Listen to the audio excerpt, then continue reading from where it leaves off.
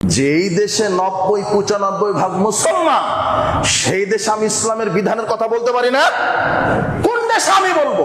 আমি কি আমেরিকাতে গিয়ে বলবো? আমি কি হিন্দুস্তানে গিয়ে বলবো? এটা তো মুসলমানের দেশ। এই দেশে আমি বলবো আমি আল্লাহর বিধান চাই। যেই মুসলমান ঘরের সন্তান হওয়ার পরেও আল্লাহর বিধান চায় না, আপনার কাছে প্রশ্ন, আজকে ঘুমানোর আগে চিন্তা করবেন ও মুসলমান না মুনাফিক না কাফের?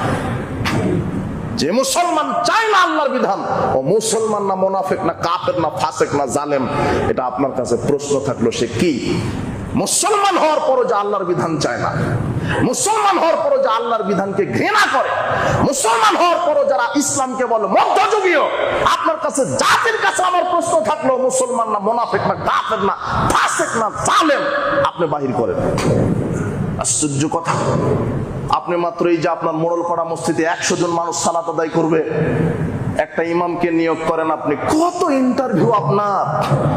ইমাম সাহেবের দিনদারিটা ঠিক আছে কিনা, 5 ওয়াক্ত সালাত আদায় করে কিনা, কোরআন তেলাওয়াত শুদ্ধ কিনা, বক্তৃতা ভালো দিতে পারে কিনা, এটা ইন্টারভিউ নেন না আপনি? সার্টিফিকেট আছে কিনা, দাওরা কামেল পাস কিনা, মাদানি কিনা, কত ইন্টারভিউ। মাত্র 100 জন লোকের ইমামতি করবে না? এই 100 জন লোকের ইমাম নিতে এত ইন্টারভিউ।